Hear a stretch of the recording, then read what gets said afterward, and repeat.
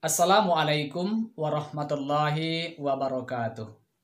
Hamdan wa syukran lillah, salatan wa salaman ala rasulillah wa ba'du. Ananda sekalian, pada pertemuan kali ini kita akan membahas materi pendidikan agama Islam dan budi pekerti kelas 12 semester 1 bagian akidah dengan tema beriman kepada hari akhir. Ada 5 hal materi esensi yang akan kita bahas. Pertama, memahami makna beriman kepada hari akhir. Yang kedua, mengenal tanda-tanda terjadinya hari akhir. Yang ketiga, nama-nama hari akhir dalam Al-Quran. Kemudian yang keempat, rentetan peristiwa yang kita lalui sampai menuju jannah, surganya Allah. Kemudian yang terakhir atau yang kelima, hikmah beriman kepada hari akhir. Anak sekalian, kita akan bahas satu persatu insya Allah. Pertama, makna beriman kepada hari akhir.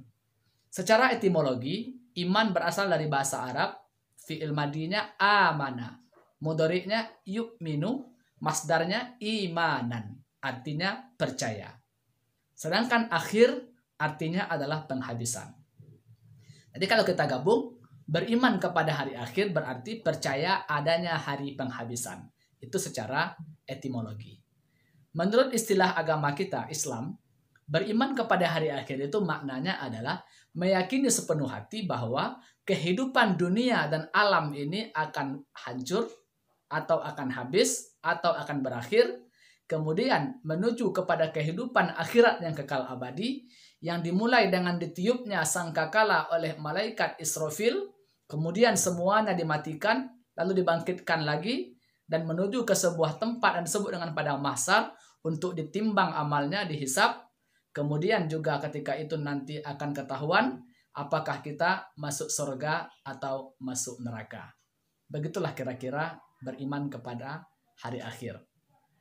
Kemudian kita masuk kepada bagian yang kedua. Tanda-tanda terjadinya hari akhir. Tidak satu pun yang tahu kapan terjadinya hari kiamat.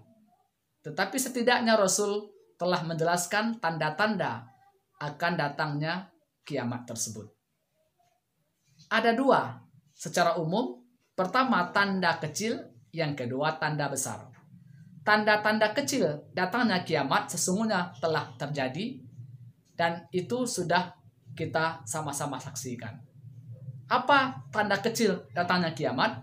Pertama adalah diutusnya Rasulullah. Yang kedua, banyaknya orang menyia-nyiakan amanah. Yang ketiga, pembunuhan telah terjadi di mana-mana. Yang keempat, zina sudah menjadi kebiasaan.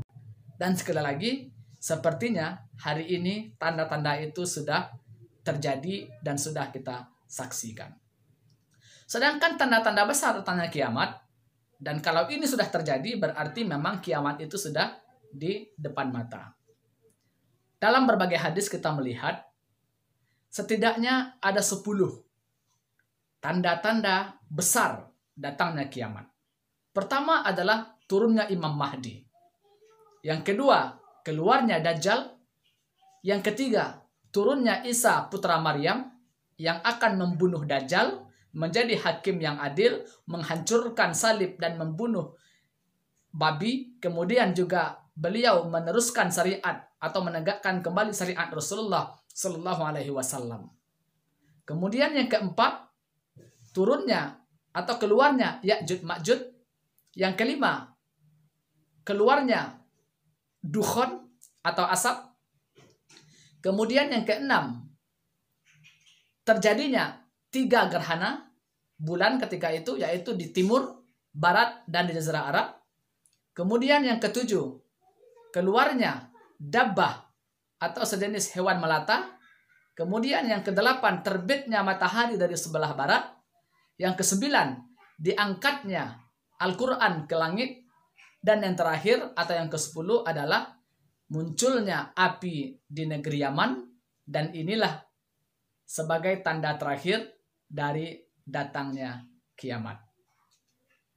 Anak-anak sekalian, nah selanjutnya kita akan membahas nama-nama hari akhir yang ada dalam Al-Quran. Apa itu Yang pertama adalah yaumul qiyamah. Yang kedua yaumuddin. Yang ketiga yaumul akhir. Yang keempat al-qari'ah. Kemudian yang kelima al-haqqah. Yang keenam at-tammah. Kemudian yang ketujuh sakhah. Kemudian al-ghasiyah. Dan berbagai macam nama-nama lainnya.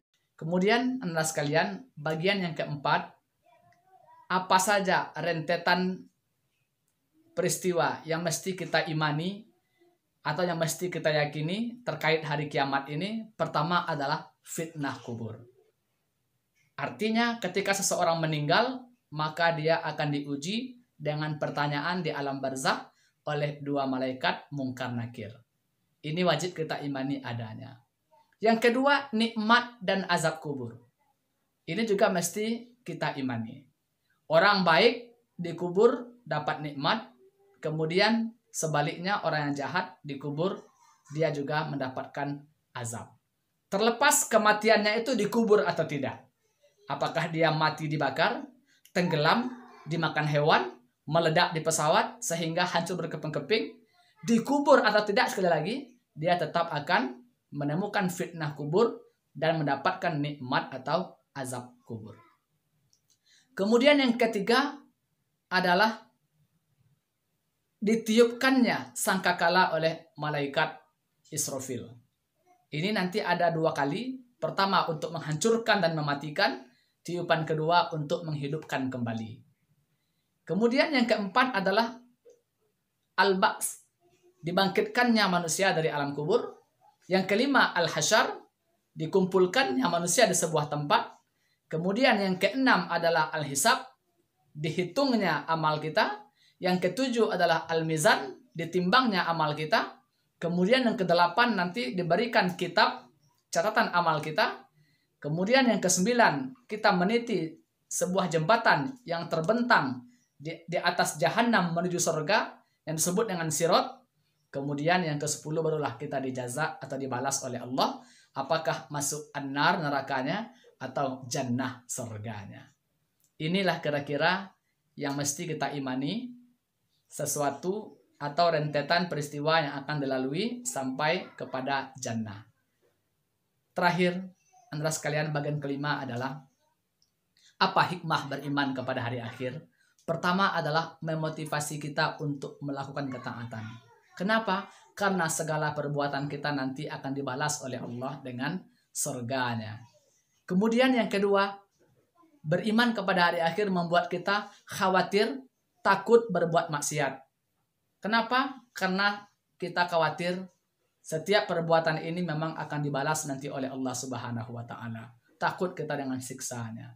Kemudian hikmah yang ketiga adalah sebagai hiburan bagi orang beriman di dunia ini. Manakala mereka tidak beruntung hidup di dunia ini dari segi keduniaan, maka mereka insya Allah nanti akan mendapatkan yang lebih lagi di akhirat. Inilah 5 pokok atau materi esensi yang telah kita bahas pada pertemuan ini. Untuk penjelasan yang tadi bisa Anda lihat dalam deskripsi video ini, ada link di situ, link artikel Ustadz. Silakan dibaca-baca atau di-download di situ.